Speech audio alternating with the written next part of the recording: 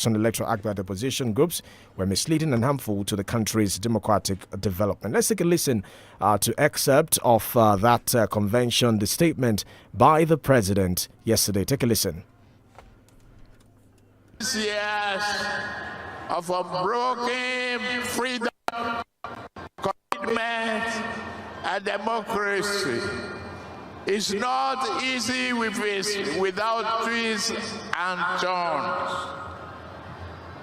Let me reiterate, lament and misunderstood us. We do not use one-party state. Democracy thrives on vibrant and healthy competition. But we cannot burn the constitutional freedom of association. As a statesman and a political leader, I believe in a credible opposition.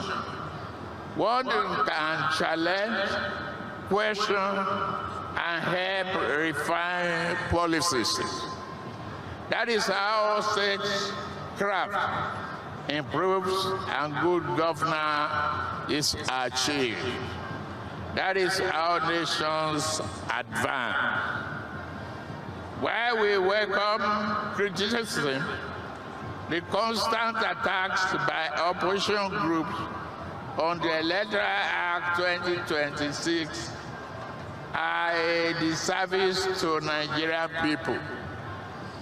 It is public knowledge that process leading to the amendment of the 2022 Electoral Act passed through the crucible of legislative scrutiny, including public hearing.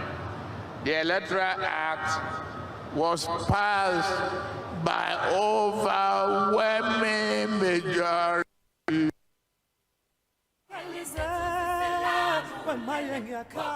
Well, you heard the president there speaking to the various issues that have trailed the electorate. He also talked about, electricity, especially the erratic nature of power supply in the country at the moment. Take a listen.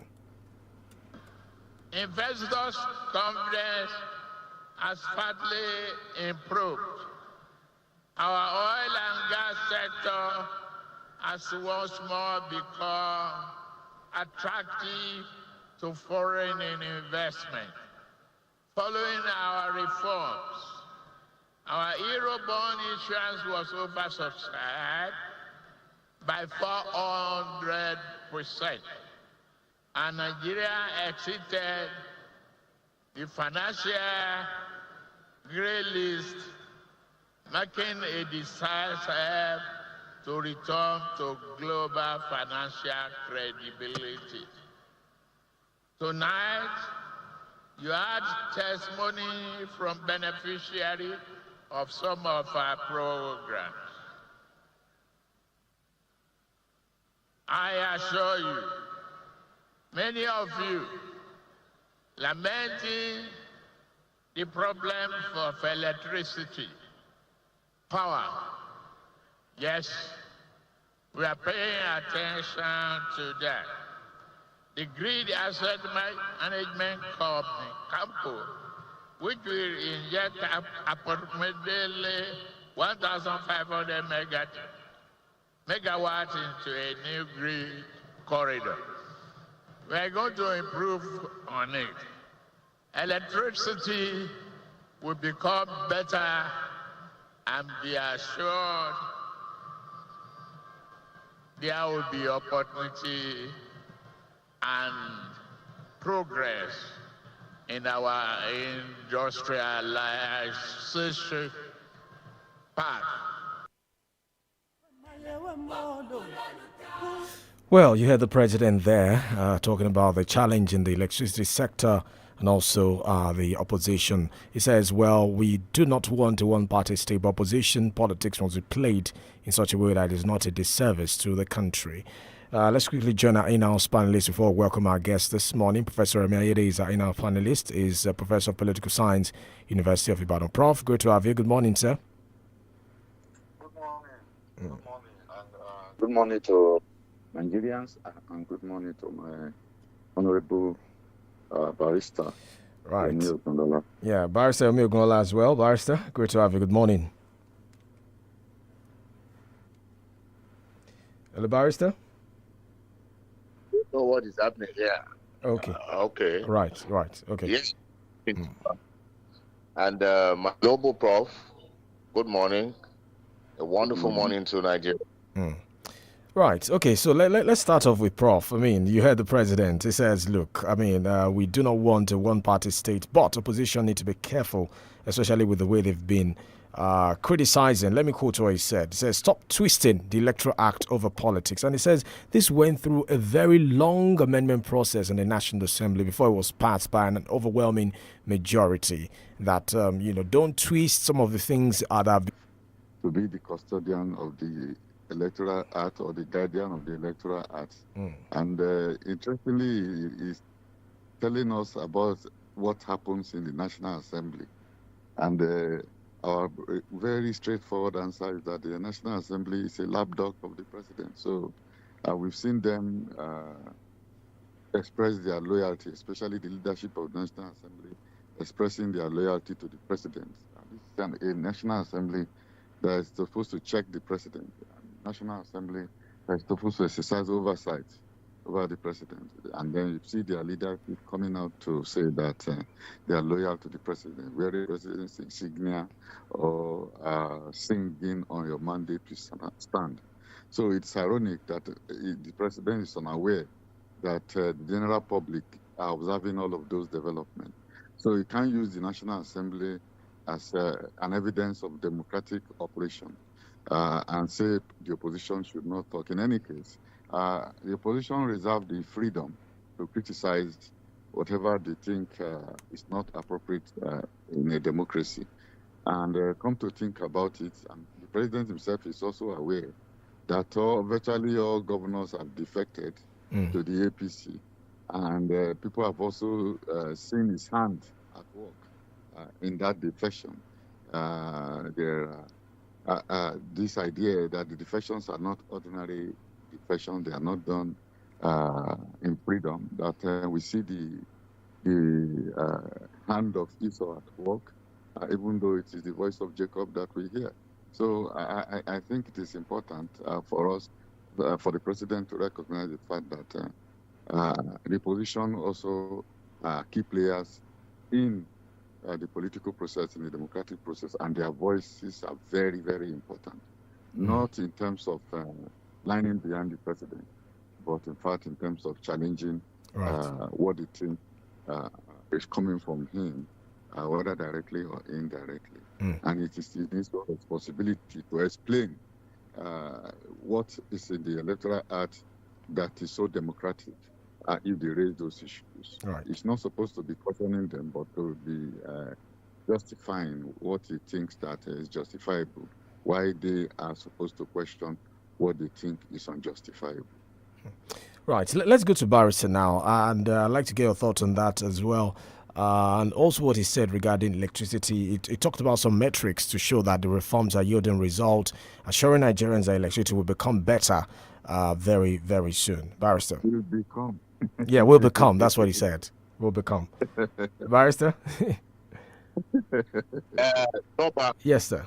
I don't know if you listened passionately to the president's speech. Yes, I did. As played by you. I hope everything is all right. I sincerely hope. I think it was probably the signal of because it was a live event. So I got the excerpt from the live event. So probably the signal, that made the voice sound draggy. We know when it is the signal, when it is a signal problem. Right. And we know when it is the speaker's problem. From what I listened to, it was more of the speaker's problem, you know.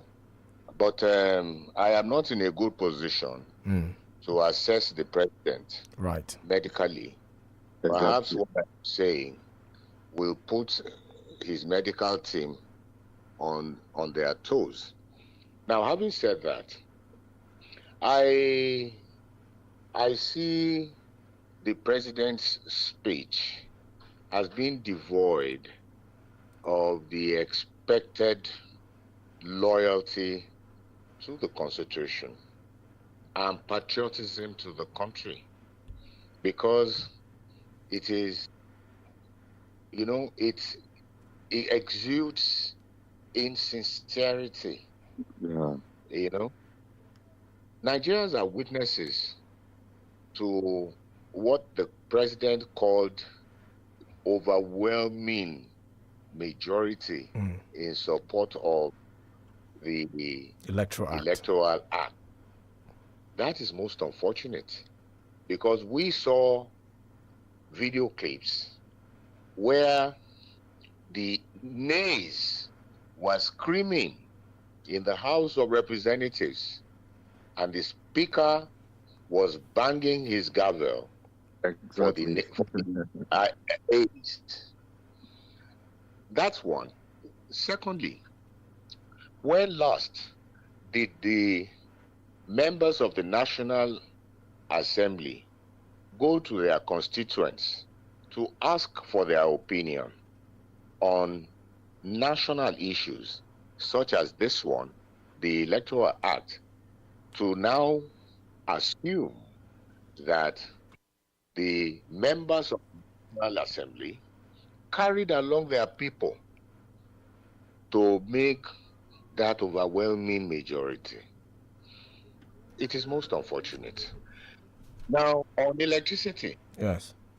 Please hold that thought, Barrister. Please hold that thought. Let's just take this quick commercial break. When we get back, we'll continue the conversation. I'll be joining our guests, hopefully, this morning. Do stay with us.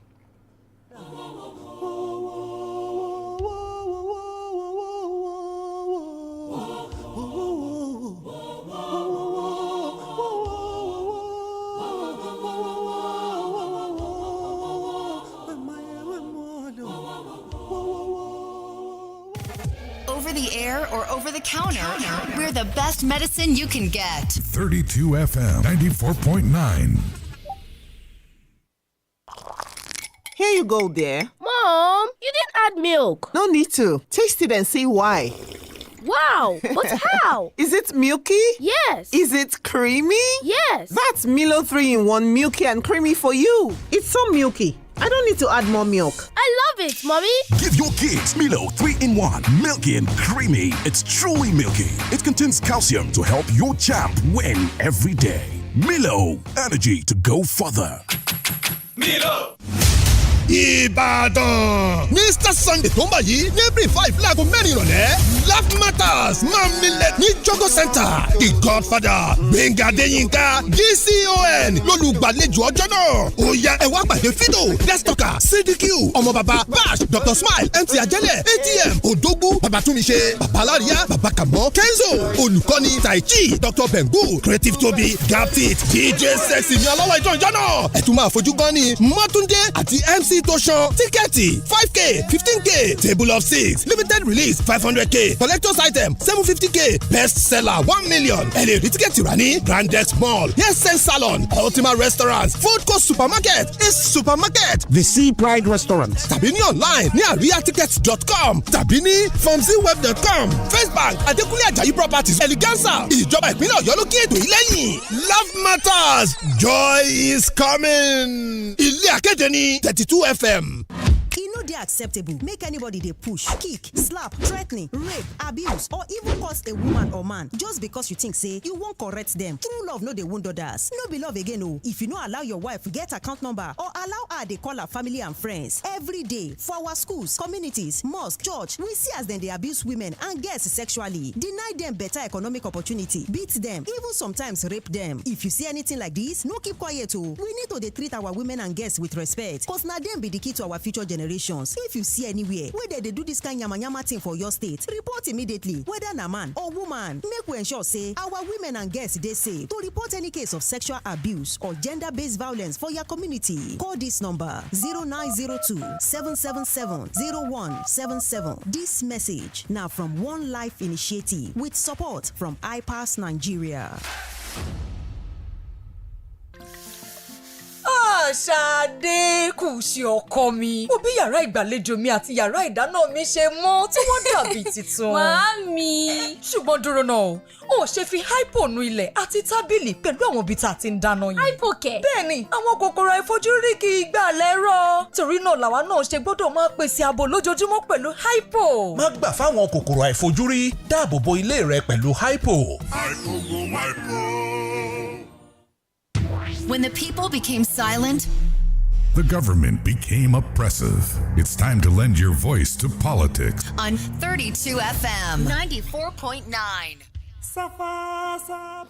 Welcome back. The Podium on 32 FM 94.9. Our guest on the first segment of the show this morning is Dr. Olusola Ishola, a Senior Research Fellow at the Institute of Peace and Strategic Studies at the University of Ibadan. Great to have you, Doctor. Good morning. Welcome to the show. Thank you very much. Good morning. Good morning. Right. So I know you've been on the show before. So it's a panel discussion on the podium. We have two panelists with us. They will be asking questions and also making comments as we progress with the conversation. We have Barrister Remi Ogunlola with us and Professor Remi Ayede, your colleague from the University of Ibadan. So before you joined us, we were actually wrapping up our conversation regarding the president's speech at the APC National Convention. So please stay on the line. I want to get Barrister's final thoughts before we come to you. So Barrister? Thank you very much, Toba. Let me use the opportunity to welcome my brother, our guest this morning. You are not going to be lonely because your brother is on board. Yes. Yeah, your learned okay. Your learned colleague. It's not a learned colleague. Your learned scholar. Let me put it that way. Learned scholar. Noble, learned scholar. Yeah. Oh, yeah. Right. Okay. Now, on electricity. Yes. I think the president is being most unfair to Nigerians. And I think is, abdicating his responsibility. Let me give you a very good example. What we have noticed, particularly for those on bands C, D, E, who they charge, this, what do you call it? This bill, estimated billing. Estimated billing, yes. Good. From the 1st of the month till the 27th of the month, they do not see light. They don't even see the color of light. They don't know the color of light. On the 28th of the month, they will bring this light for some hours, sometimes long hours. On the 29th, they will bring the light. On the 30th, then their men will be out there distributing their bills, their estimated bills. Nigerians are being made to pay for what they are not consuming. And the president has a duty under Section 14(2)(b) to ensure the security and welfare of the people. He has abandoned the people. All he does is keep promising and promising and promising and promising and not fulfilling his promises. That is most unfortunate. Right. Okay, so let's go to our guests now. Thank you for joining us once again. I'd like to start with the most talked about issue across the world right now. That's the US/Israel-Iran war. And the war is entering its second month. There's been heavy casualty, there have been heavy casualty on the part of Iran. Ayatollah Khomeini, the supreme leader, getting killed, intelligence officer getting killed as well. what do you make of this conflict and how it has lingered for 2 months now? There are those who say maybe the U.S. Underestimated the military might of Iran, that maybe they didn't know that they were going to be able to hold on for this long. Because we're also seeing the impact it's having, beyond Iran. We're seeing the impact on prices of crude oil and prices of petrol at the pump here in Nigeria. So what's your reading of the situation? And why do you think it has lingered for this long, despite the fact that originally when Trump was coming in, one of the things he talked about was ending conflict and reducing the military expenses of the United States? Doctor? Yes. Yes, that's right. Okay. Yes. Thank you very much. Yes. Yes, I think the war is very unfortunate, especially at this time. And just like we have suggested, I think President Trump and Israel actually underestimated what Iran could do when they started this game. And, they already dipped their hands before they realized the massive arsenal that Iran, had accumulated over time. And unfortunately, also, the international community are now at the receiving end, especially we at the third, at the third world country, because now America has a massive reserve.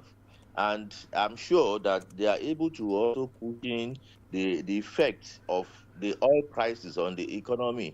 Unlike we in Nigeria, for example, where I don't think we have sufficient reserve. And if we do, the government has shown that they are not ready to relieve the pain that has been caused by the war on the economy. So at the end of the day, it's the common people that are suffering. But I also know that Americans are beginning to regret bringing President Trump up at this time. And it has actually been suggested, and many of them also knew, that this kind of a thing could happen. Because it's only a reckless president that will plunge into this kind of war and plunge the entire global community into it. So how they want to manage it is their dilemma now, so that it won't last beyond what it is. Because frankly speaking, Iranians are ready, even though they are the receiving end, but they are not prepared very soon. That's the truth of the matter.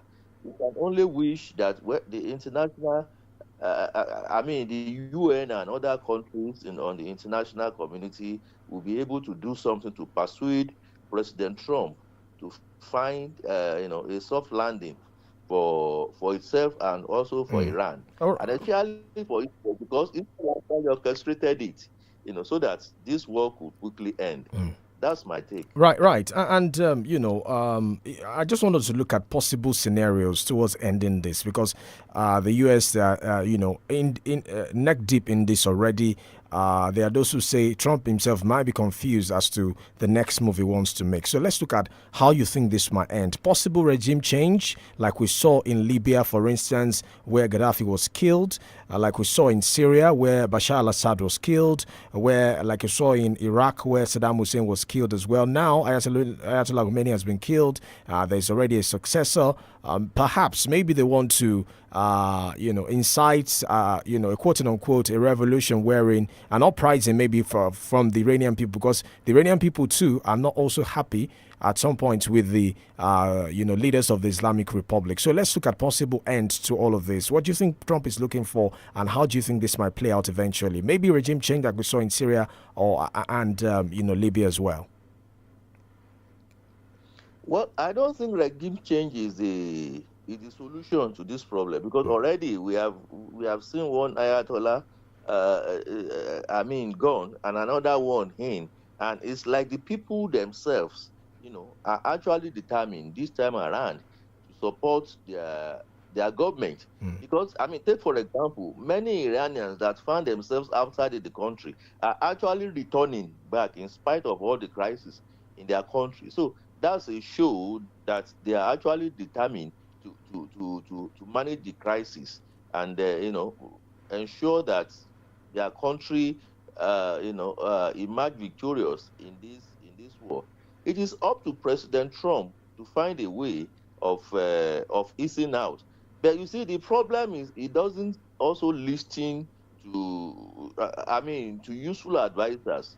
Those who think like him are the ones that he listens to. There are so many, eggheads on policies who had actually, suggested so many things other than war in this crisis before he plunged his country into the war. And I don't think he's ready to even listen to them, on how this war could be de-escalated. And that's a big problem. So, unfortunately, the platform of UN has, has rendered itself not very useful in this situation. Because of a credibility problem also, especially on the Security Council. Not many of them, except China now that is, staying neutral. Russia cannot do anything because it's also involved in its own crisis with Ukraine, and other countries are not as powerful as those large countries. UK has been reluctant, but we don't know what could happen eventually. So those are the options, but I don't think they will work at this time. Right. And so President Trump have to find his way of de-escalating the crisis. Right. Let me go to Prof. And Prof, before you ask your question, I just like your take on this, because those who have talked about the character of Trump, that perhaps obsession with power and obsession with wanting to replicate history. Because I recall him meeting with the British Prime Minister Keir Starmer, where he talked about Keir Starmer is no Winston Churchill, trying to draw a comparison between what happened at the time, the relationship that Roosevelt had with Churchill during the time of the Second World War. So, I mean, what's your assessment of Trump? Do you think he's someone that's obsessed with power? Is it a fair comparison to compare himself to a world leader like Roosevelt and to also criticize somebody like Keir Starmer, saying he's no Churchill? Hillary Clinton warned Americans about the character of Trump. And when you put all his acts together, you want to refer to what psychologists call the delusion of grandeur. He wants to overreach himself. Hello, Prof. Looks like the line is breaking. Prof, I don't know if you can hear me. All right. Hello, Prof. Yes. Yes, sorry, the line went off. Yes. Yes. Yes. Unfortunately for him,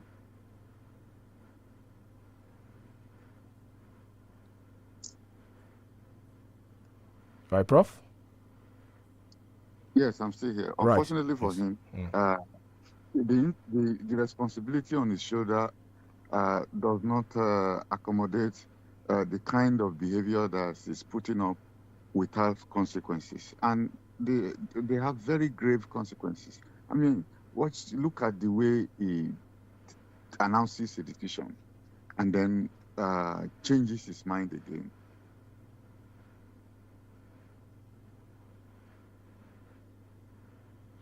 No, it looks like Prof's line is unstable. Prof? Yes. Yes. Yeah. All right. We can hear you now. It went off again. Hello, can you hear me now? Oh. What? Hello, Prof. Can you hear us now? Yes, I can hear you. All right. The line is shaky. Yeah. Yes, it is. There's been some interference, I think. Right. So, so Trump has therefore created a great deal of instability across the globe with his action. And unfortunately, he's the president of a very powerful country. And people are being very careful in their dealings with him. Witness what happened between him and the president of Ukraine during that situation when he says, how many aces do you hold? You want to cause a third world war? I mean, it's very idiosyncratic. It did not. It doesn't even pretend to be a gentleman, and therefore people are even apprehensive when they approach him, calling Starmer, comparing him with Churchill, saying on the one hand that he needs help from Europe. On the following day, he said he doesn't even need their help again. When he needed their help, they were nowhere. Talking about protecting them for 47 years. Yes. And forgetting all the contribution that Europe has made to the war in Iraq, and other places. You know, it's a very strange and unfamiliar behavior from a head of state, but unfortunately from the head of state of the most powerful country in the world. Now you have this arsenal under his control, and one would think that Parliament will be able to rein in him, or a circle of assistants will be able to influence him. But no, Trump rides roughshod over everybody. He says, my only restraint is my conscience. He says, the war will end when I have the feeling that it's time for it to end. I mean, these are not statements that are based on strong rational decision making, especially given the consequences of those decisions. So Trump is a very peculiar character, and it's unfortunate that's in charge. Now the MAGA group and then the Republican Party in Parliament have succeeded so far in ensuring that it continues with some of these decisions. All the votes that have happened in the Parliament is usually in Congress has always narrowly favored him. But that's actually the tragedy of democracy. So that with his influence, with the stable constituency that he has, he's always having his way. But when you see the consequences outside, you know America is in trouble. A lot of people have interpreted it to signal the decline of the dominance of America within the global system. And as you said, it has made nonsense of the UN system.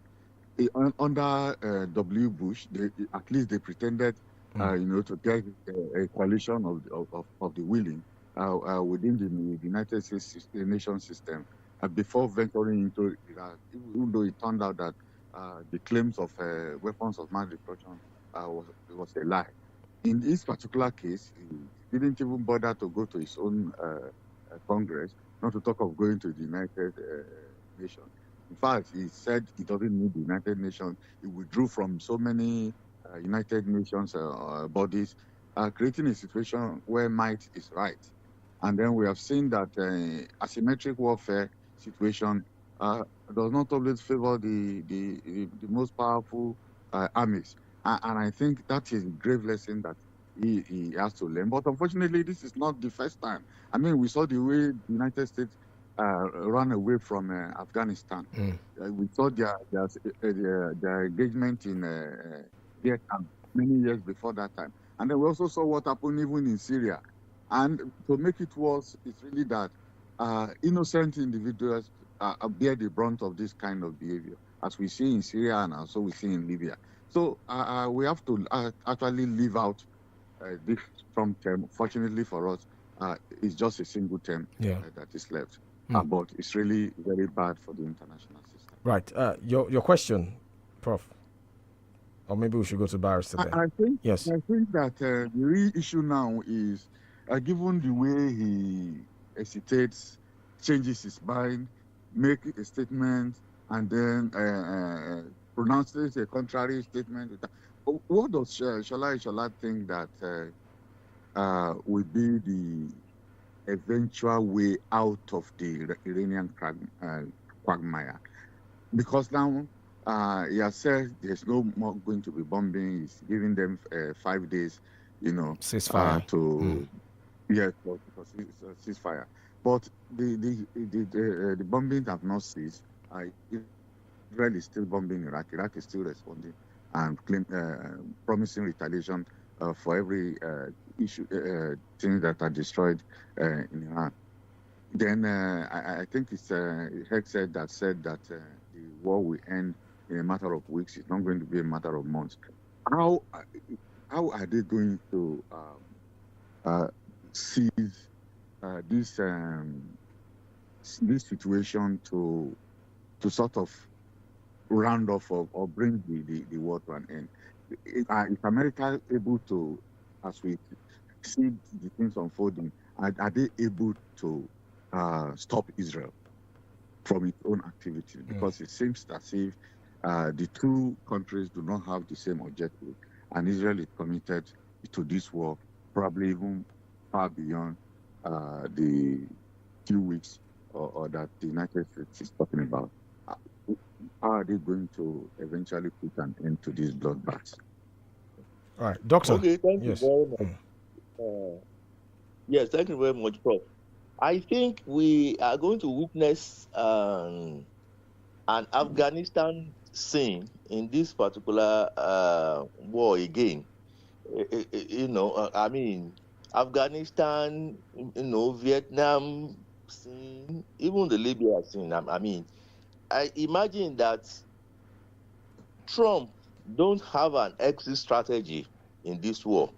It's already escalated to the extent that even other members of the international community are not ready to join him, in spite of of his call for them to come up. Even the Gulf countries that he thought would continue to support him, some of them are now finding a way out of the situation. As it is, because some of them are also now attempting diplomacy to sort themselves out. So at the end of the day, he's going to be disgraced out of this situation. And Israel, to some extent, is already achieving their own goal in this crisis, because already part of their goals is to ensure that they diminish the arsenals of Iran for their own safety in that particular location. But America doesn't seem to have an exit strategy, out of the whole mess. And at the end of the day, by the time public opinion at home begin to rise now, already body bags are moving from that location back home, now in droves. And eventually it will become an embarrassment when the number is getting higher and higher. So what I'm saying in essence is that the disgrace that was witnessed in Afghanistan and the situation in Libya, where the perpetual crisis has continued since then, is what is going to be witnessed. The same experience that they had from Vietnam is likely to be the same at the end of the day. He may move closer to threaten to use the weapons of mass destruction. But I'm sure that, some mechanism within the American homeland will restrain him. And so, maybe the global community will be saved or that weapons of mass destruction at the end of the day. But I'm sure that he won't get anything out of this crisis, because the Iranian people are very determined. And, he doesn't have a solution to that as it is. I don't know if I've responded to your... Yes. Yes, Thank you. Right. All right, let's go to Barrister now. Barrister? Yes, thank you very much, Toba, and our guest. Now, I am going to take off from my noble professor's submission regarding the toothless bulldog called the United Nations, particularly its Security Council. Because those who make peaceful change impossible open the floodgates for the alternative, which may not be palatable. The reason why I say this is this. In many countries, we are seeing rulers usurping their powers, going beyond their limits, terrorizing their citizens. In some countries, particularly in Africa. We saw that too in Venezuela, where rulers have turned themselves into tin gods. They manipulate the electoral process and every other thing, subsume the military and the police under their armpits and rule without observing universally accepted rule of law. It has become rule of man. And so, the emergence of the likes of Trump cannot be completely done away with when the people are helpless. As we are seeing, we saw what happened in Venezuela. You have only to go there and look at the books and see the atrocities that were committed by Maduro's government in Venezuela. Come back home. We have seen what happened in Niger. We have seen what happened in Mali, in Burkina Faso. We are seeing what is happening in Nigeria. And there is no one to check the excesses of these rulers. Can this not be a reason why the likes of President Trump emerge to fight the cause, as it is claimed, of the masses, of the people who are subjected to the terror of governance? So I see what is happening as the failure of the United Nations to respond appropriately to such issues as I have earlier pointed out. So my question to my brother is, has the United Nations become a reflection of world problems rather than a solution, which is leading us to, what we are currently experiencing? That's number one. Then number two, what we heard is that only 20% of world energy needs, oil in this case, passes through the Strait of Hormuz. Why or how can 20%, because we still have 80%, how can 20% supply cause this much damage all over the world? Doctor. Thank you very much, sir. Well, beginning with the United Nations, the United Nations has, over time and cumulatively, have been unable to tackle some of the problems that the global community have been experiencing and on which they ought to taking very strong stand. Beginning even from the problem with Libya at that time, once the UN has, been unable to take very strong stand against the superpowers then, who went to Libya and devastated the whole place and then pulled out and left the place, unrepairable since that time. The UN has since lost its credibility since. And then, until recently, when Russia invaded Ukraine and, there were no serious consensus, and we now see America even partly supporting Russia in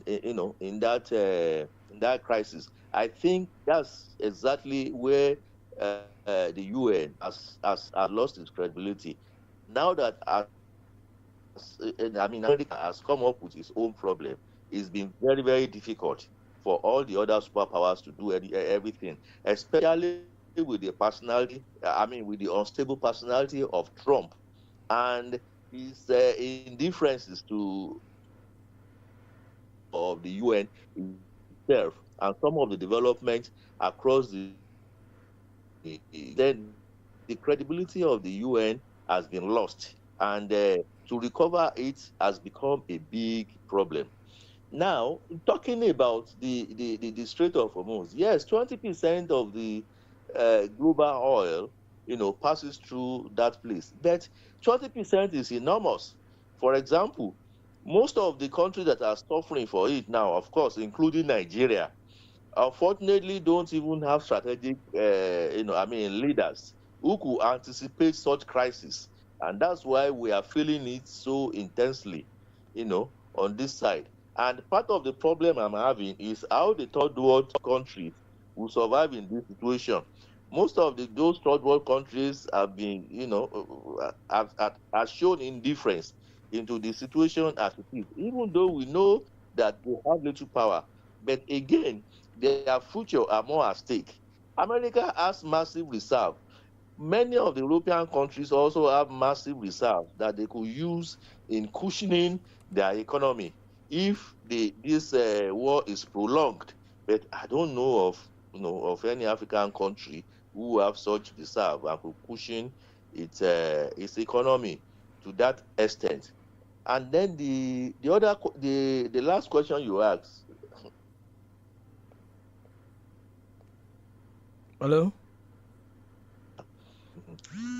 Okay. Last question. Yeah, I think you've addressed the two questions. That's about the United Nations and the Strait of Hormuz as well. And how it has been affecting the prices of oil across the world. Okay, so I want us to come back home now and still staying within the realm of Donald Trump. I mean, all of this is happening when Nigeria has also sort of sought U.S. assistance in fighting insecurity in the country. How careful should we be in dealing with a character like Trump? Although it looks like everything seems to be working smoothly now, from the threat of coming in guns blazing due to genocide against Christians, into now in fact recognizing the wife of the president at a gathering in the United States, and also agreeing to send soldiers to Nigeria, boots on the ground, to help us fight insecurity. Yes, Barrister. Sorry to butt in. Right. I think my brother is trying to make a submission right on what the world can do on the excesses of rulers, which is one of the reasons given by Trump for his intervention in Iran. Right. In the absence of the United Nations or African Union or ECOWAS, as the case may be, taking that bold step. So, Doctor, did you get that now? Hello? Yes. Yes. So he's saying that what can the rest of the world do when you have a dictator in power, a leader that is impoverishing the people, oppressing them, and you do not want a military intervention like what Trump has done, and the United Nations also is not as powerful as it used to be, or has lost credibility. What can be done? Because even in Iran, it was obvious that some of the people were not happy with the policies of the, Islamic Republic. In Afghanistan as well, some of the laws that were being introduced, in places like Iraq as well, a lot of people were not happy with some of this policy. So if there is a leader that is a dictator oppressing the people, what can be done? Because I think that we've also seen intervention on this part of the world as well, with the ECOMOG in the past, African Union and all of that. So is it the same as the kind of intervention that Trump is doing, or what can be done both regionally and internationally? Well, the only option apart from the United States, nations, would have been the regional organizations. But, unfortunately, most of the regional organizations are focused on economic, survival of their members. And even though some of them are gradually shifting to the political aspect, but the rate at which they are shifting is, is not as as encouraging as to influence such global crisis, especially the ones that are being fostered by dictators and individuals like like Donald Trump. But what I would still suggest is that this is the time that we need statesmen, statesmen across the globe. I think if statesmen can exert their influence more and find a way of maybe strengthening their regional bodies at whatever level, where they could still make some impact. For example, I know the Organization of African States, because of the problem in Venezuela, they have already kept to their own side. AU, probably because of its inherent internal weaknesses, have also withdrawn to their shell. The same thing with with the Asians. So, but if we have statesmen who can come together and exert some influence one way or the other, maybe they could make some impact. But one thing I know is that Trump is eventually going to be worn out by public opinions within America itself, because people are already getting fed up in the American mainland now, and I don't think they are going to look on in the next 2 or 3 years that we feel us. And to foment all these crises that we are witnessing without them doing something about it. So it can only be in the realm of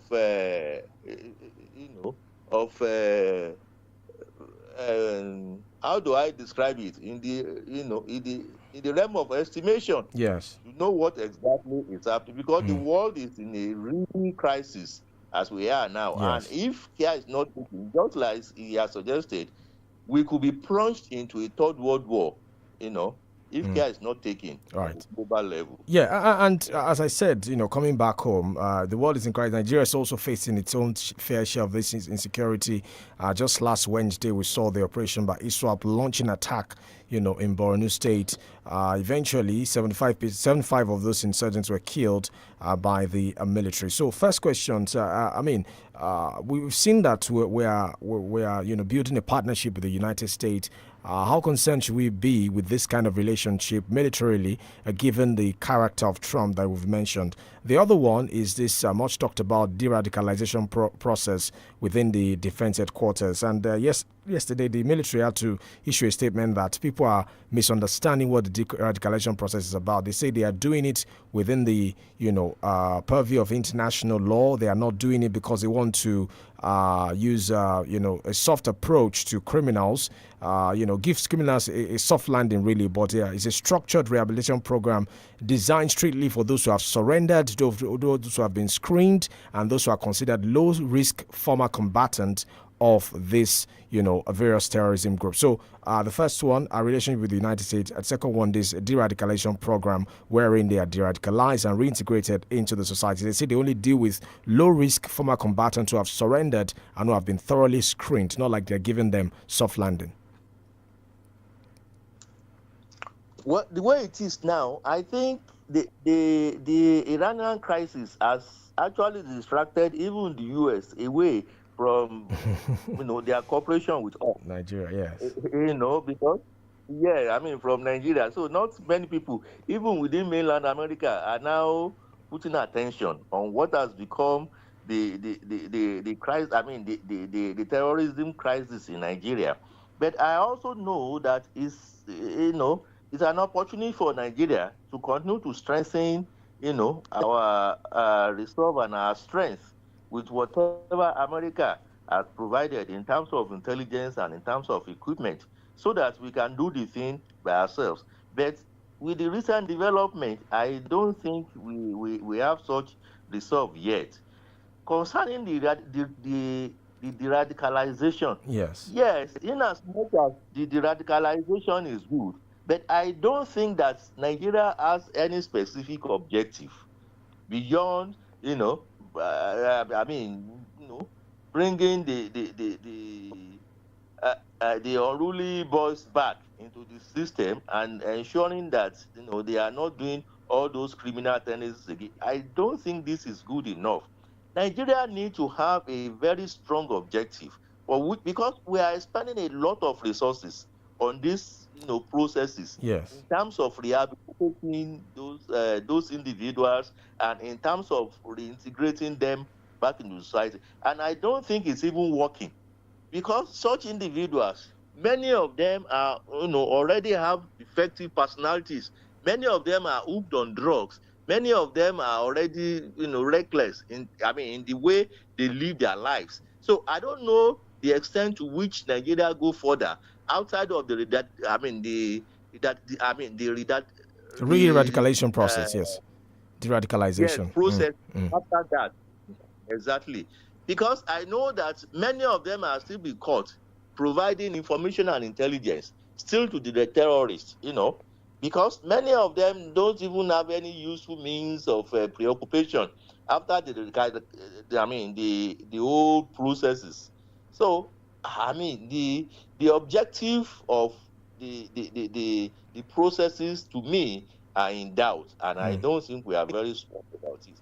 Well, concerning military statements about what the chief of defense staff have said, I think that's just a fire brigade thing, because even the chief of defense staff that is talking, I don't think is really understanding the whole processes itself, and I don't think he has taken time to study the entire thing.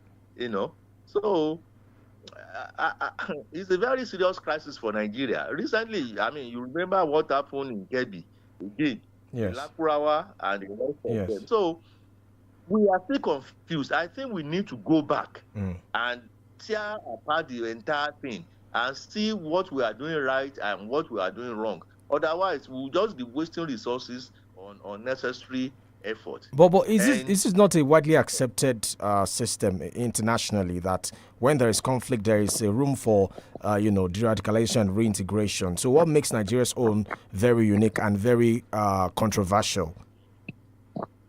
Yes, you are right, it is. But my own impression is that our own effort is not making any impact on the situation.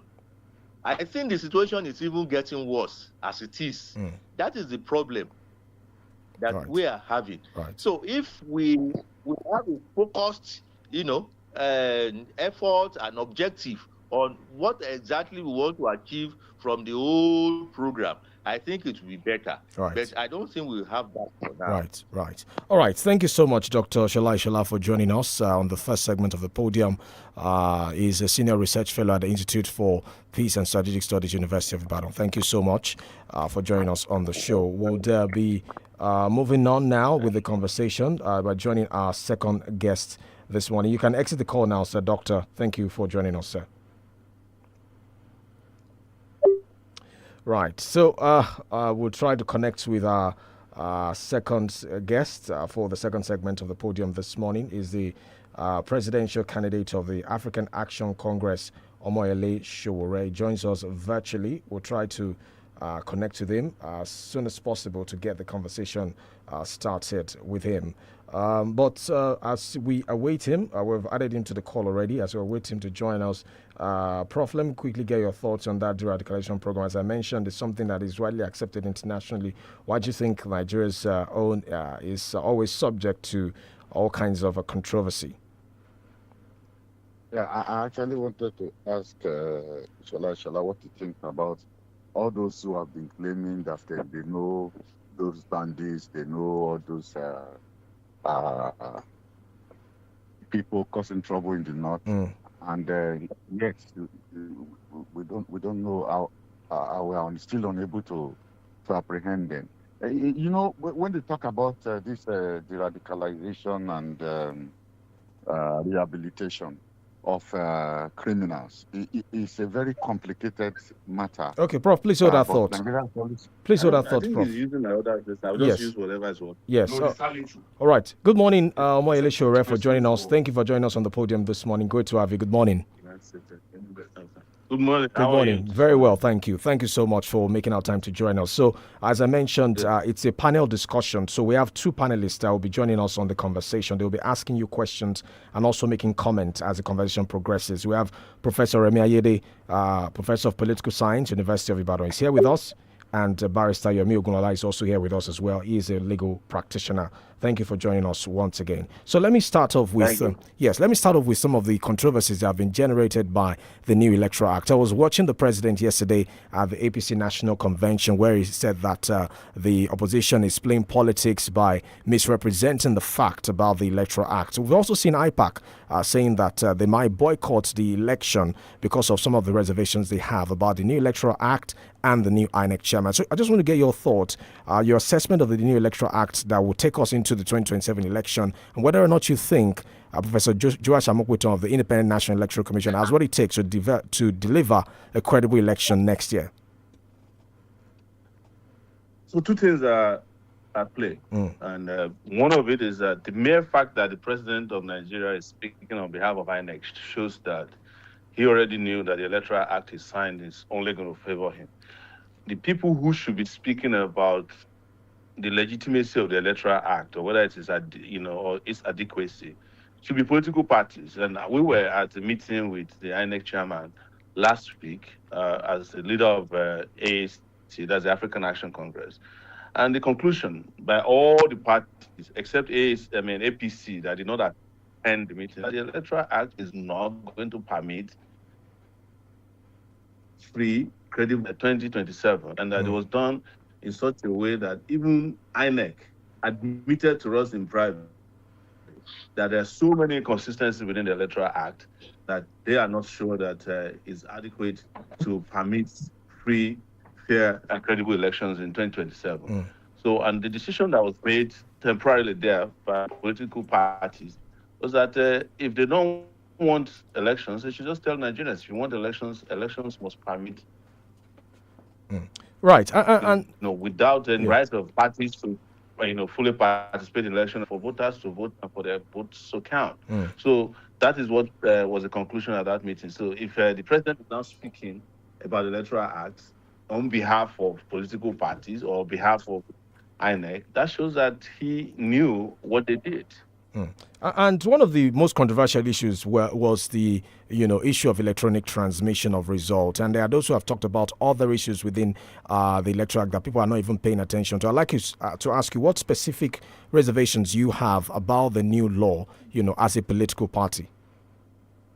Well, of course, number one was the fact that they made it non-mandatory for election results to be transmitted from polling units to the INEC IREF server. And that means that now it has to be done from the collection center. That's number one. And most people didn't pay attention to this. And it happened during the Abuja elections, the municipal elections in Abuja. People did not find out about the elections until about 9 p.m. What the older Electoral Act provided for was that every person who is a presiding officer can send the election results to IREF and you can see it as it is happening. So the tabulation and is done by those who are saying it whenever it is happening. That cannot be changed because they are coming directly from the offices of the presiding officers who are the polling units across the country. That is what was the last one. But this one says, well, you have to wait until collation is done. That's before we send you the results. Second, it also makes it non-mandatory that if, for instance, there is no connection, which can be inferred to mean that somebody can switch off connection on that day across the country. Percent of registered voters, between 25 and 27% of registered voters participated in the election. In the Abuja elections and subsequent off-season elections, it was the same thing. So, you know the consequences of what we're talking about. Right. And you have been, in the political space for quite a while. You contested in 2019, 2023. What has kept you going regardless of all of these challenges that you've mentioned? Because voter apathy is a very serious issue. The numbers have dwindled over time. We are the lowest in 2023, and it's already looking like 2027 might end this way. So what has kept you going? What are you hoping to do differently to see the numbers go up, especially because you are going to be, I mean, you are a candidate, you're an aspirant in 2027, because you need all the numbers, need all the people to come out in your favor. So what are you hoping to see? What has kept you going? What are you hoping to see in 2027? What I would say, one of the reasons why I have been a constant recurring decimal in the election is because I do not disappear after elections hold. And I take on other issues that affect people in their daily lives, issues of repression, issues of hardship, issues of, labor, education matters. So when elections are not holding, I'm, protesting to ensure that lecturers are back in their class. I'm protesting for workers to ensure that they get fair wages. I'm protesting for youth corpers to ensure that they are not maltreated. I'm protesting for people who are illegally jailed or persecuted or prosecuted by police. I'm even protesting for policemen whose condition of service are terrible. I'm protesting for pensioners. So I think people have realized over time that I'm not in a game of politics for the sake of politics, which is this calendarized for 4-year appearance and disappearance or apparition by most politicians. That's number one. But to also be clear, I am not sure. I won't say I'm not sure. I'm very clear in my head that elections by themselves cannot save Nigeria, because the people who we are dealing with, as we started this show with, have perfected the art of manipulating elections. And in participating in elections, I'm doing it in two ways. That we hope that people can see our programs and agenda and our character and vote for it. But votes no longer count. They don't count. So the second aspect of it is also to see the folly of relying on politicians to organize elections for you and keep you in the same circle of poverty, of misery, and of hopelessness over time. So that is why I advocate for a revolution. And no matter what anybody tells you, that's always been my position, that we can get to that revolution by the ballot or we can do it by the barricades. And that has been our position, both in our movement, in our political party, and we never mince words about it. Even then, we have very clear agenda, manifesto. And you can see that online, and you can see it anywhere you want, and you can hear from us. You can talk to any of our members who our agenda on education, on security, on housing, on food security, on power, on healthcare, and the technological space, what we think about it and how we think it can help improve prosperity, progress, and peace in the country. So, but I am also not under any illusion that elections by themselves will take us to the promised land. No. But I participate because, of course, I'm a Democrat. I believe in democracy. But the socialist side of affairs, that the people should own their resources and they should benefit them first before it benefit outsiders or a few. So those are issues that has been in the horizon and kept going since we started participating in partisan politics in 2019. But before then, also I've been doing a lot of work to make sure that our country becomes the greatest of Africa and in the world. Certainly. All right. So let me go to our panelists now. Let me start off with Prof. Prof, you have the floor. Yeah, let me welcome Shore once again to the podium. I appreciate what he's been doing outside. I'm thinking that I wouldn't say it's outside of politics, but I think we can place some of those activities within the realm of civil society, intervening when people are oppressed and trying to ensure that human rights are protected. You always talk about this idea of revolution, and I don't understand what you use it to mean, because in political parlance, when you talk about revolution, it's more than just radical change. It talks about a clean sweep, of the current system and a replacement with something very different. And one very essential aspect of revolution, especially when you talk about political change, is usually the fact that it's accompanied by violence. You say you're a Democrat, but you say elections cannot lead Nigeria where it's going. So what exactly is your idea of revolution? I beg to disagree with you that the revolution revolution must be by violence. Violence is one of the aspects of revolution for those who believe in violence. And I want to just take your back or cast your mind wide across the world and say that the Americans, particularly our black brothers and sisters in the US, did carry out a revolution, a very quiet one, to ensure that black rights, dignity, their rights to vote, their rights to be recognized, did happen. Kill anybody for it to have. Of course, the system did kill a lot of people. Those kind of non-violent revolutions have happened. You've heard about Mahatma Gandhi. He never advocated for violence, but he was able to push a theory and a practice that doesn't encourage violence, but eventually his idea of a revolution became dominant, and India speaks to that today. South Africa, you can say that South Africa is a mix of it, because the South Africans did adopt partial violence through Umkhonto Sizwe, but Mandela himself never engaged in violence to the point that you can say that their own revolution happened by violence. So I don't think that Nigeria needs to kill people or kill anyone for revolution to happen. That we can have a mass uprising once and for all that will take maybe days, hours, in which we say, look, we want a clean sweep of the system. This is what we don't want in our system, and this is what we want. And that will lead to a total liberation of the country. That is what I mean by revolution. It's not to come and kill anybody. If I wanted to engage in violence, I think I would have made it very clear. And I've seen people in this country who've engaged in violence as their own means of forcing change. And they have achieved some things and haven't achieved something. Niger Delta militants today will tell you that, they engage in violence so that they can open up their fundamental rights to get more of the resources that belong to them, live in clean environments. But I do not believe in that. There are people who want a change in our constitution, or people who want to break up the country. They've tried violence before, it didn't work. So some of them are combining what you can say is hybrid. But I believe that there can be massive political uprising, a rejection of the old order, even at the ballot, that will bring about a clean sweep. But it requires just more than asking for it.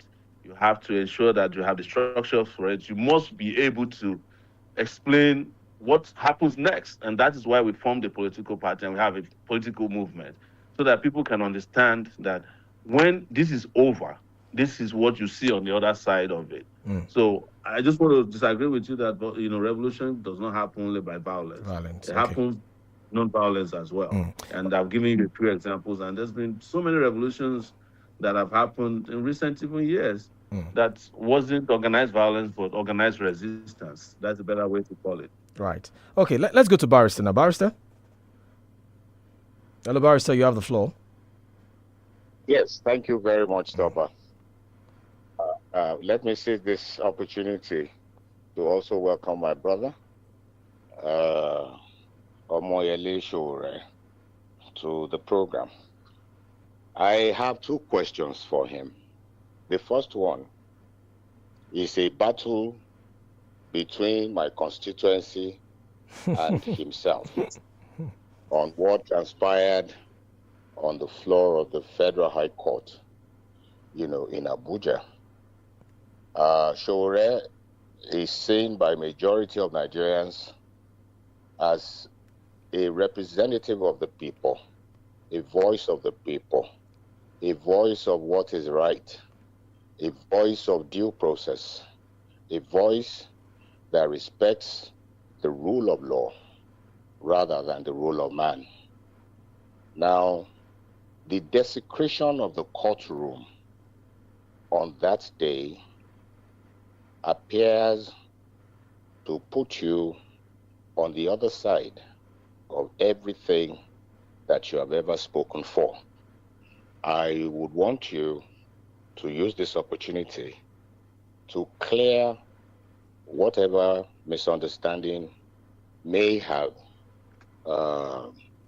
arisen on that day, and also to get your view on what the court should be and not what it is.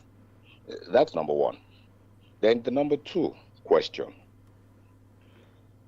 The old dregs, please permit me to use that word, are aligning and realigning through coalitions with one another, political parties that is, with a view to unseat Tinubu.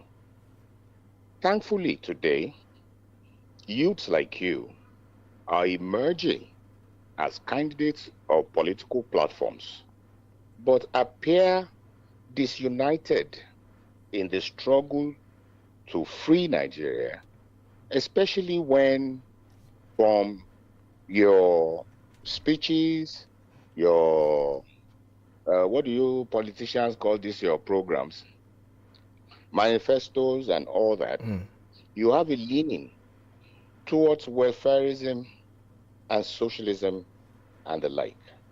Why is it impossible for you, the youths who have emerged as leaders of your political party, for instance, Wale Adebayo of SDP, yourself, and what's the other gentleman's name? 𝐃𝐈𝐒𝐿, MOP, 𝐃𝐈𝐒𝐿, MOP, Movement of the People. Yeah, no, it's not. I mean, it's registering his party, MOP, yes. Okay. Yes.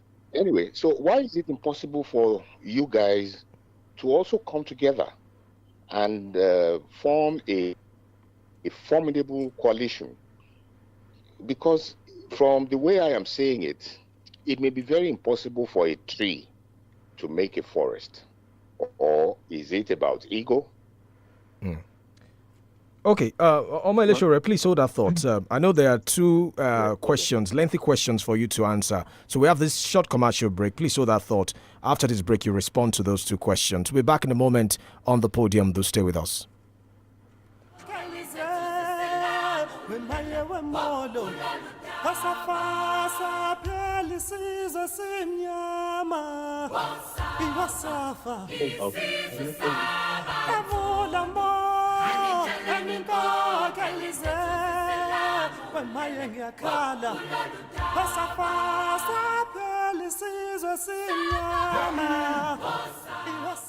Give it up for my DJ. The hits are here. 32 FM 94.9. Here you go, dear. Mom, you didn't add milk. No need to. Taste it and see why. Wow, but how? Is it milky? Yes. Is it creamy? Yes. That's Milo 3-in-1 milky and creamy for you. It's so milky. I don't need to add more milk. I love it, Mommy. Give your kids Milo 3-in-1, milky and creamy. It's truly milky. It contains calcium to help your champ win every day. Milo, energy to go further. Milo. Kò ní sú mi kò ní rẹ̀. Má jẹ́ ó sú ẹ láti máa gbọ́ wa àti láti tẹ̀lé wa lórí gbogbo ìkànnì ìbánidọ́rẹ̀ẹ́ 32 FM 949 ẹ̀yìn ẹ̀. Kò ní sú mi kò ní rẹ̀. Bẹ́ẹ̀ni.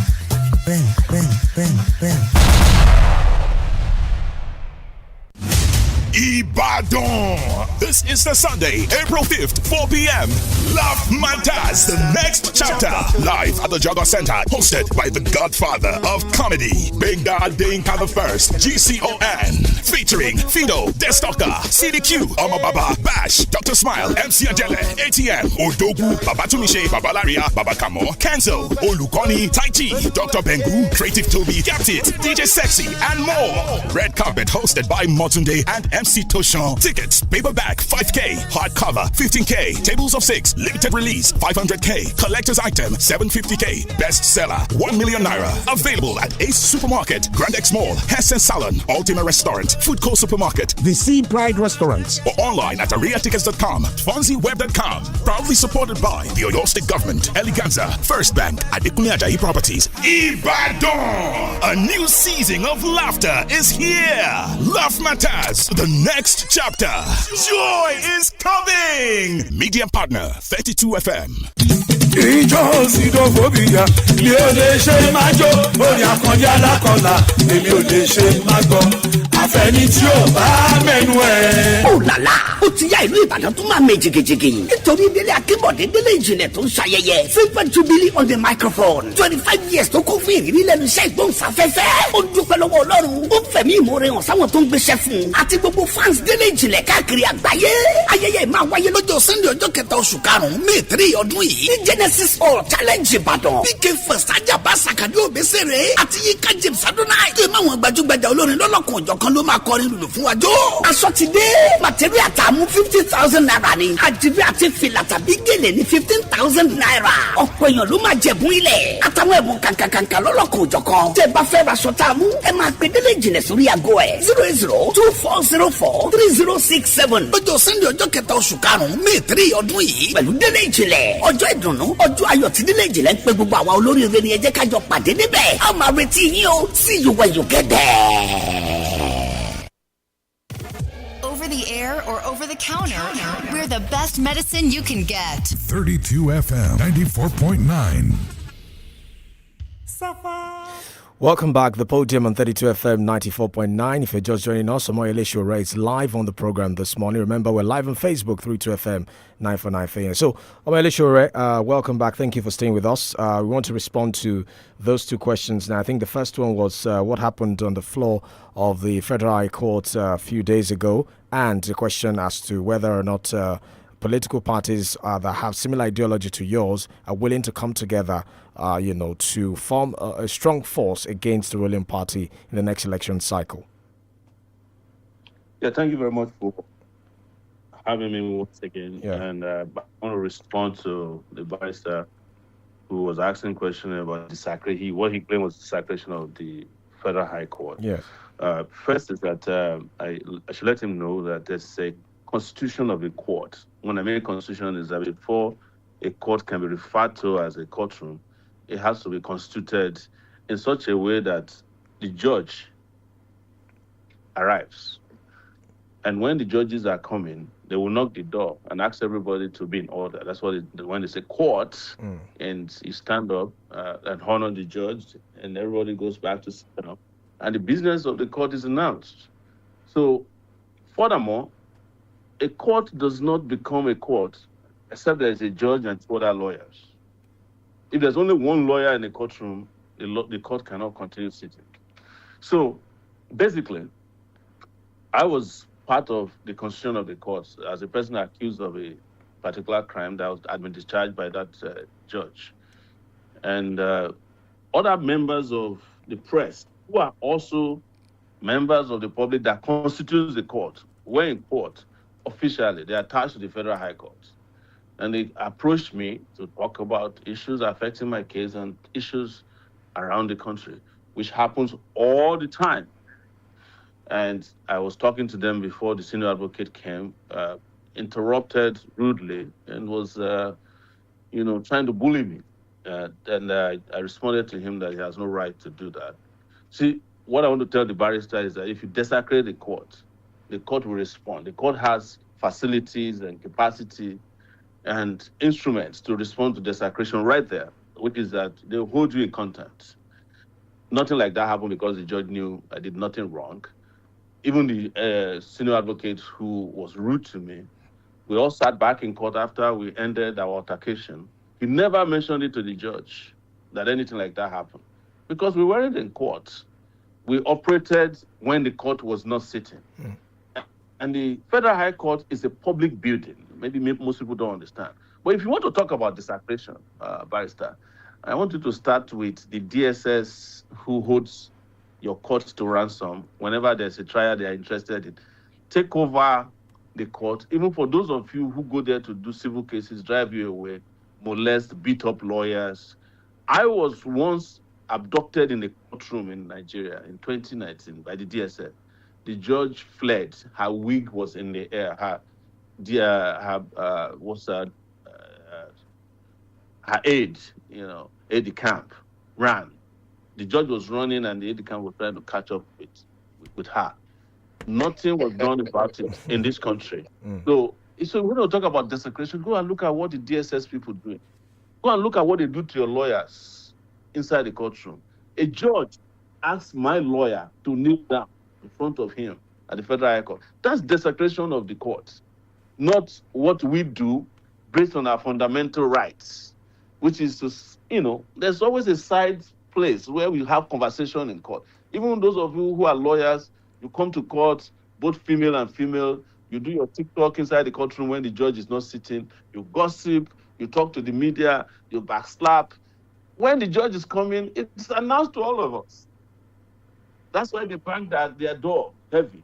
So what I want to tell you is that what you call the secretary is much ado about nothing. In fact, everybody has asked everybody who has a contrary opinion to show to us in the Federal High Court order of things, if there's any law in the Constitution, in the in ACJA, Administration of Criminal Justice Laws or Acts, if there's any way it's said that the media has no right to speak to somebody within a courtroom while the court is not sitting.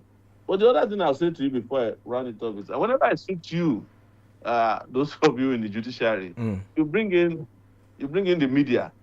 Whenever there's an election case in which you all are interested, you bring in NTA. When you want to jail Nnamdi Kanu, you brought in NTA. You brought in let me round up. Right. No, so that you just add this to what you're saying. Yeah. Most of those interviews you talk about, although you have made very beautiful, sense from your submission, but most of those interviews you talk about take place outside the courtroom. It's not true, sir. It's not true. Really? Yes. If you do your research a little bit, I won't even say a lot, you see a lot of lawyers who, in fact, the media people that came to interview me had followed Malami to the court, inside the courtroom. Where do you get all the footage you get from the courtroom? It's from the media. Yes. I didn't take my own media team there. This media team we are talking about, they are attached to the Federal High Court of Nigeria. They are judicial correspondents. So they know their onions. They are looking for information and news. And wherever they can get it, they get it. The only thing they don't do, which I think we should, that's why I said this, what I do about nothing. We should even have moved to a point where lawyers are advocating for open, transparent court sittings, so that we will see the face of the judge, the face of the lawyers live, so that we can participate in the gallery, because technology affords us that opportunity now, so that we know what you lawyers are doing in court and what the judges are doing. What the judges and lawyers are done, the public will weigh in the comment section, and you will see that will improve our administrative of justice. Right. Magnificent. Yes, that's where we should be talking. That's what we should be talking about, because some of this mindset we have, where as a result of the fact that we have not figured or factored in technology, most of our lawyers now are even doing what you call what's that process in court where you bring in witnesses. You do it by Zoom. Are you getting my point? Yes. If you are doing Zoom trial, what are you doing? You have brought camera into the courtroom. Okay, yes. the second question now, the issue of whether or not you're willing, because I've spoken to different, political parties. I wanted to address that. Yes. And I want to address that from a little bit of contemporary history. Right. So when I started in 2019, there was a group of young people who were running as presidential candidates, and I was one of them. Yes. And they came together and said, we should choose one of us, right, to become the only candidates as a united force. I attended the meeting. Feladro Toye, Mogalu, and a few other young people. We were about 10 or 15. So because I have better experience dealing with some of the nuances of politicking from the universities, we found out very quickly that it was the federal government that was using them. Yes. And they didn't know we knew. So I pulled out after the first meeting. And I addressed the press. I said, these people that I went to meeting with, young presidential candidates, APC people, in fact, they were coordinating some of them from the office of the vice president at that time. That is Yemi Osinbajo. Right. And it came to pass. But people were blaming me at that time that Sowore should have joined them and they should have chosen it. But do you know what it was at that time? It was their target. They wanted to use that group to get rid of me from the presidential election so that I would not participate. And as soon as I get out of the way, they will not collapse their structures with the APC, or as the case may be, PDP. Fast forward, we went to 2022, 2023. The same thing. I was asked to join the Labour Party, that the Labour Party was going to win, and I was the only person who didn't want to join. And I said, I cannot join the Labour Party that I call Airbnb, short renter. They went and rented the Labour Party so that they will use it to replace the old thieves with new thieves dressed in different. And I kept asking questions. This Labour Party candidate you are talking about, he was governor for 8 years. Yes. Why didn't he turn his own state around? So I cannot dilute or pollute my own ideas or, ideology with people whose pedigree I have covered as a journalist, and I know they have nothing to offer the country. So I decided to stand alone. They were abusing everybody. Nobody was sacred. If you didn't follow Labour Party or Peter Obi, they didn't spare anybody. Your father, your mother, Shoyinka, anybody. You understand? Yes. And at the end of the day, when the election was over, what happened? They claimed they won the election. They came to me and said, they won the election. And I said, if you won the election and you know it, let's go and fight. They came back and said they don't want to fight. They want to go to court. I said, I'm not going to court because our courts are the same as those people in power. And they went to court and lost. And they moved from the Labour Party. Who do you think won the election, Sure? Who do you think won the election in 2023? Do you think they won? won? Election. How can there be a winner of an event that did not happen? Everybody knew what happened in 2023 now. But there were official numbers. That was my position. There were official numbers released. There were official numbers released, for yourself. Official numbers that came from INEC. Yes. No. INEC is one of, it's an additional political party in Nigeria now. Another branch of the APC. And one of the things I admire about you is your consistency. Let me use the Nigerian term, impressing the neck of politicians in Nigeria. You're very consistent, but that has also earned you a sort of a reputation. There are those who feel like you portray yourself as a know-it-all or Mr. Do No Wrong, that you have criticized everybody. At the end of the day, that angels will not fall down from heaven to fix the country if you are criticizing everybody. What's your reaction to that? Because that's some of the things I've seen on social media, especially. Angels will not fall from heaven. Yes. But nobody should also, disengage with the angels that are here with us. That's our problem. We don't appreciate the angels in our midst. It was in this country that we had Ganifa Wemi. He did not vote for him. And the angels will not fall from heaven. Did Ganifa Wemi ever steal anybody's money before? He did not fight for everybody. So when they make these very broad statements that, because you what I criticize, they cannot dispute. Are you getting my point? If it is true that we have an unsustainable bogey called government, we have political parties, characters, and operators who have looted your country, and you told us in 2023 that these people are structures of criminality, and you come and blackmail me in 2026 that I should follow you to go and join the structures of criminality you pointed out in, what do you think I should do? I should keep quiet and follow you to go and join another structure of criminality. Exactly. And if I joined you in Labour Party, you now drag me again to ADC. And now that ADC doesn't look good for some of them, they are now going to Kano, NNPP. So how many parties do you want Sowore to join in his lifetime? Just because you want to prove that you are not a saint. You may not be a saint, but if you have not participated in armed robbery, and you say that you don't want to be in the same party as armed robbers, why should anybody question or query that? Except people are just being disingenuous and dishonest. And that is the problem of Nigeria. You have somebody young, vibrant in your midst who says we can change the course of history, we can change the trajectory of governance, we can bring about peace, progress, prosperity, and we can make your children go to school, we can have hospitals that can take care of you. You reject his advice. And you say you want to go with the guys who made it impossible for you to go to school. Then the problem is you. The problem is not the guy who's telling you the truth. The problem is you who don't want to hear the truth, or who think that the truth is not implementable by just finding a way, dodgy ways of using parables, using shortcuts, and using some agenda to thwart your own liberation. Yeah. So what have I done? The people who are saying that I'm not a saint, did I collect contract from them before I didn't implement? Did you see me get involved in anything that's ever circumvented your progress before? They say you don't seem to see anything good. They say you don't seem to see anything good in anybody. That you even went to Abia State. You called out 𝐂𝐿𝐒𝐄𝐑 again. That who actually is doing well in Nigeria in your assessment? That you don't see anything good in any of the politicians. Do you know the problem? Yes. Do you know the problem? Yes.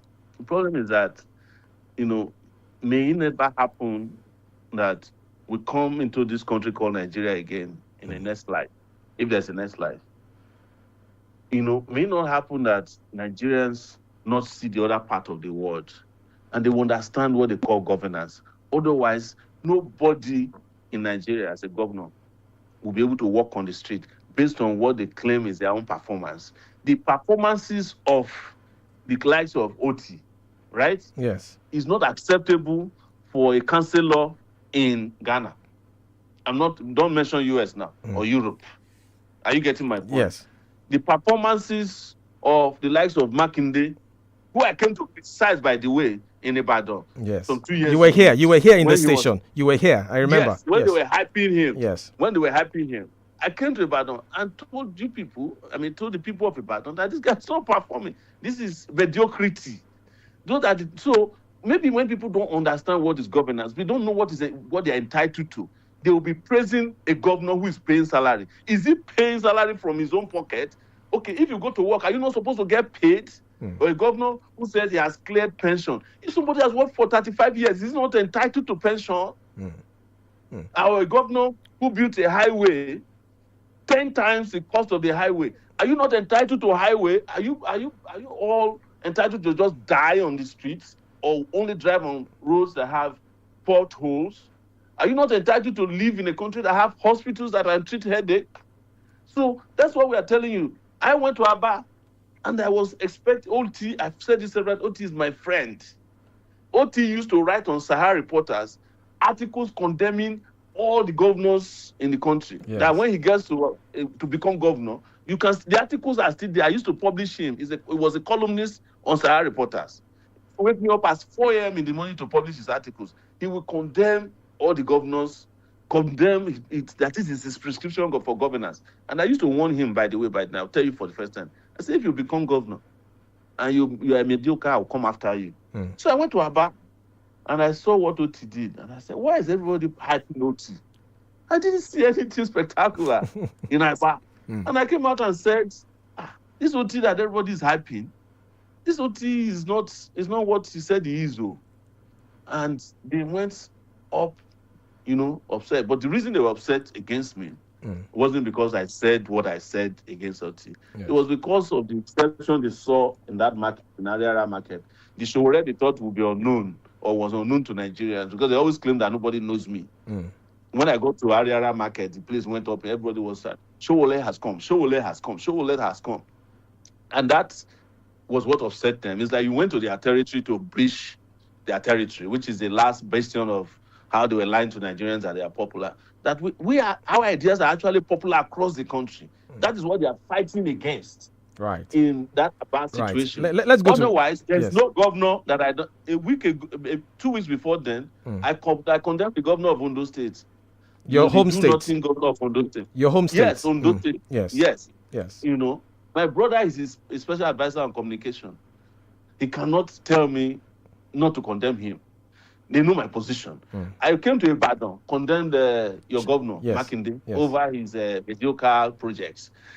I went to Lagos last week, condemned them over their environmental sanitation that they reintroduced. They said they are the 6th largest economy in the world. You are reintroducing environment. That means you cannot even clean your streets. I condemn. But nobody is up in arms against me because of that. Yes. But they are because it's political. So, and I told them, let OT himself respond to me if he has done what he ought to have done.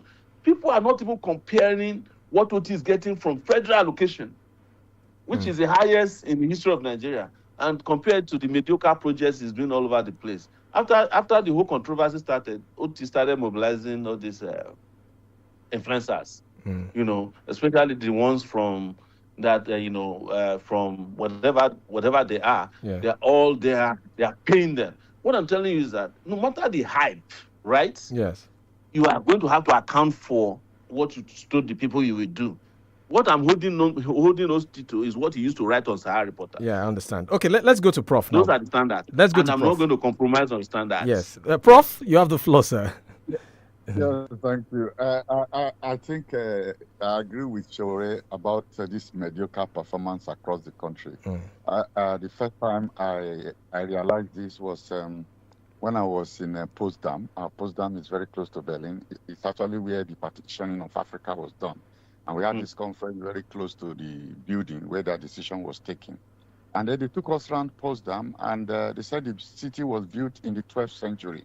And I looked at the quality of roads, and then also the vision of the king. The king went to different parts of Europe, France, Italy, and all those places.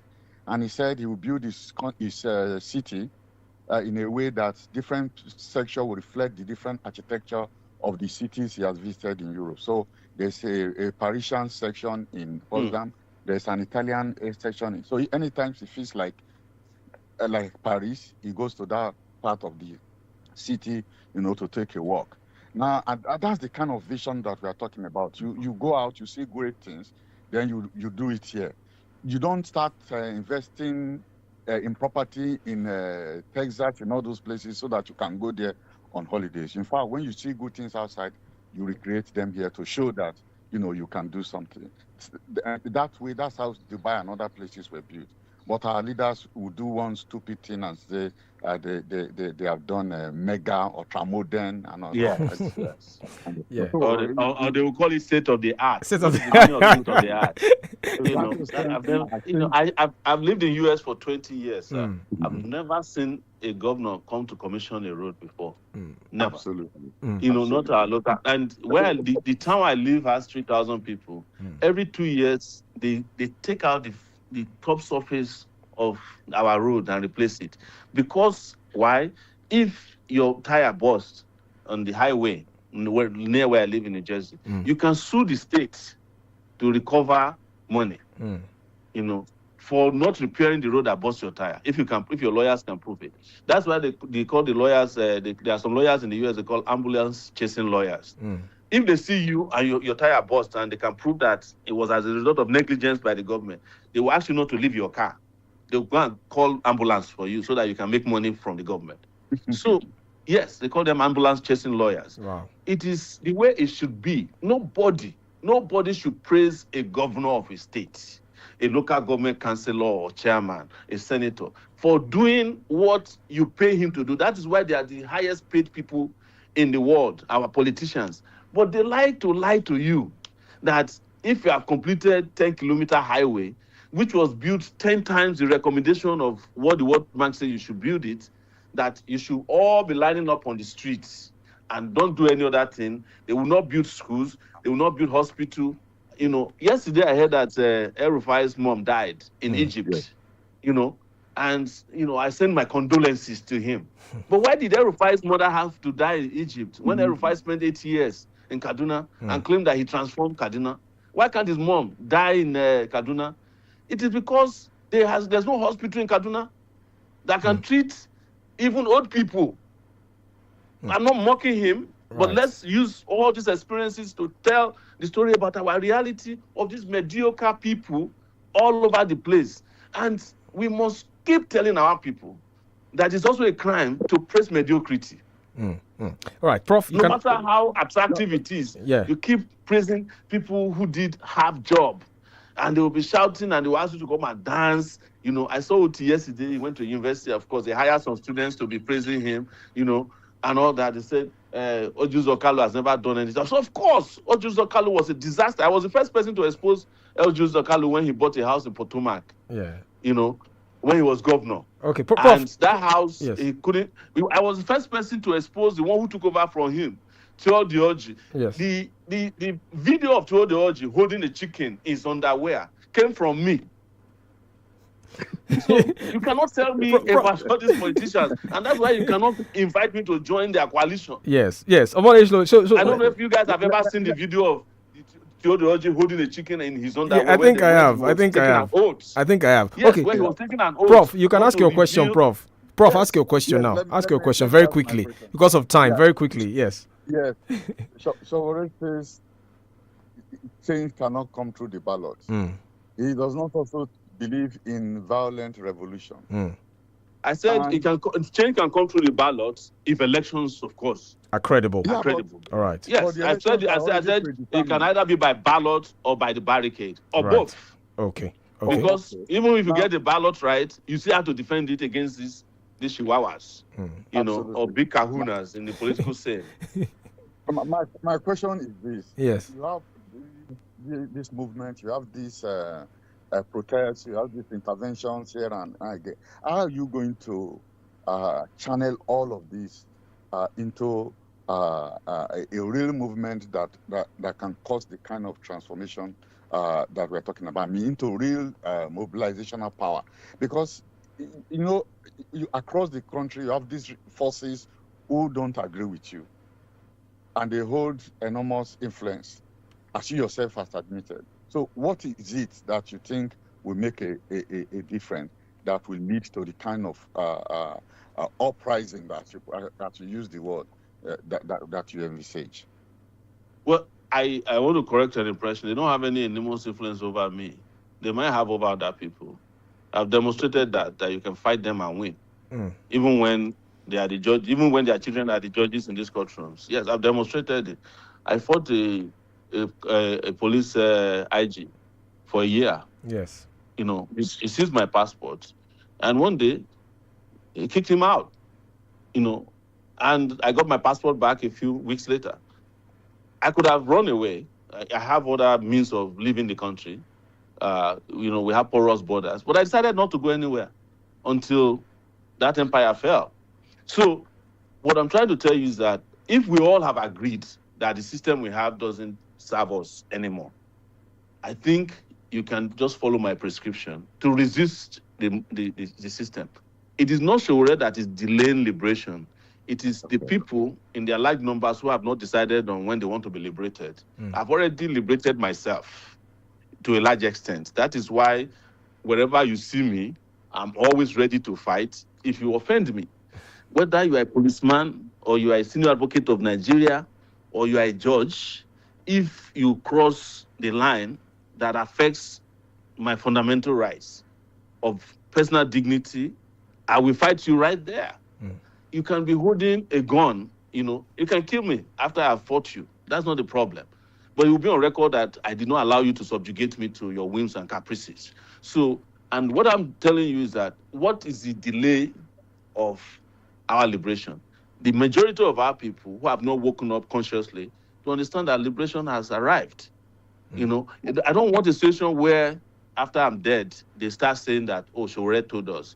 Even though I know that I'm going to have to, I will die at some point. I'm not going to live forever. Yes. But it will be on record that I did my own part and I cried every day. I tried to wake people up.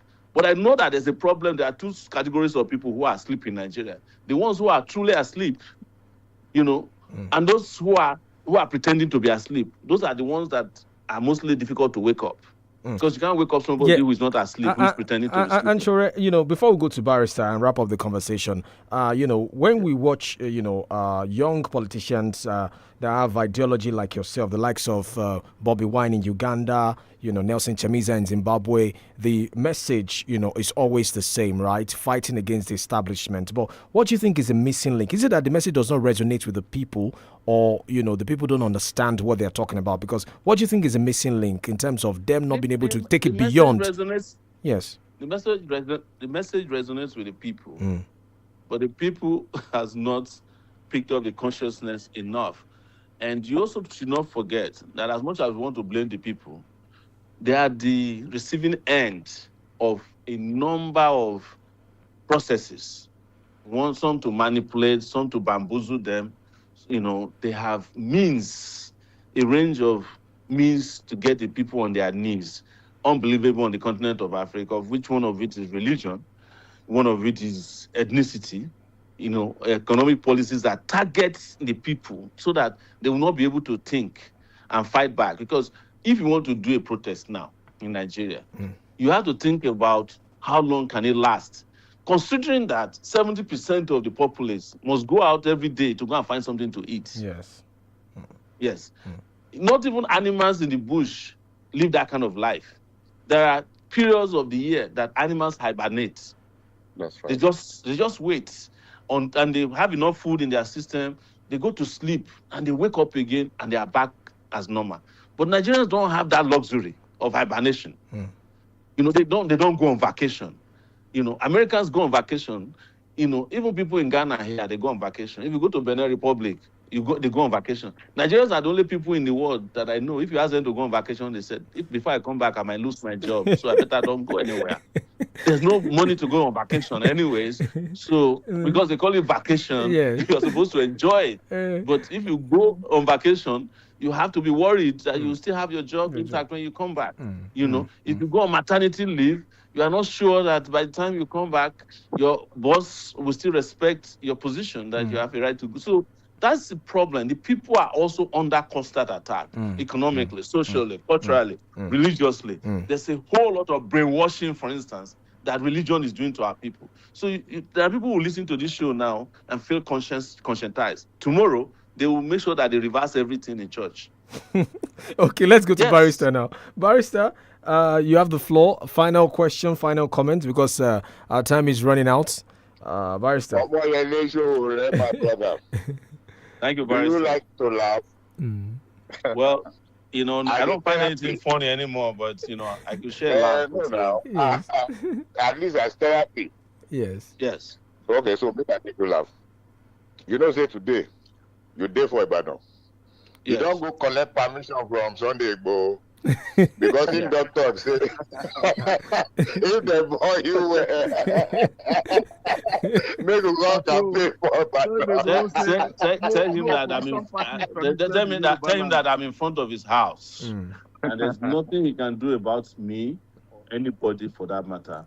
Look, on a serious note, yes. I used to think that Sunday Igbo has a little bit of consciousness. Because when he was assaulted by the Buhari regime, I was the only person who went to the Federal High Court to go and meet the people that were arrested from his house after he had left Nigeria.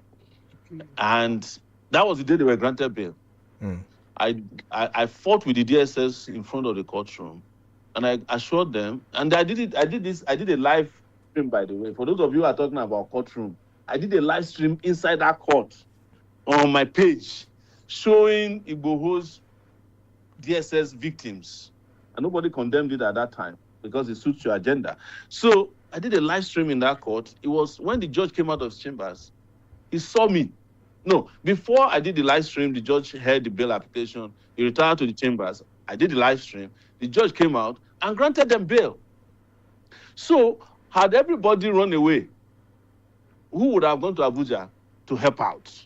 So you can then Igboho to think that he can say that some people cannot campaign for anybody. I think it was a moment of, I think maybe, it was a moment of, of mental, flight. Because anybody who is conscious, we know that even the Yoruba land that you come from, since it was created, there's no man or woman has ever been able to prevent one side. That's why one of the ethnic groups in the world that the British were afraid of were the Yorubas, and there's another group in India, I forget their name now. They said these are the most sophisticated people.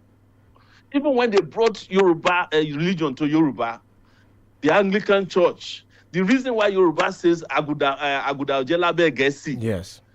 Aguda is the Anglicans who adopted the Anglican faith, but who did not accept to surrender their entire faith, including, an average Yoruba has 4 religions. it depends on the level of his problem. Yeah. If the church cannot help, on Friday you go to mosque. If mosque no work, Saturday you go enter one bush. That's Yoruba man for you. They are very, very smart people. Yes. I'm not saying it for the point of superiority. So Igboho should know that when the Yorubas were supporting him, it was a sense of accommodation and respect for what he represented, not his person. Right. And when you carry the person beyond what they call Entogbe Shahara Ekoja Moshalasi, you understand?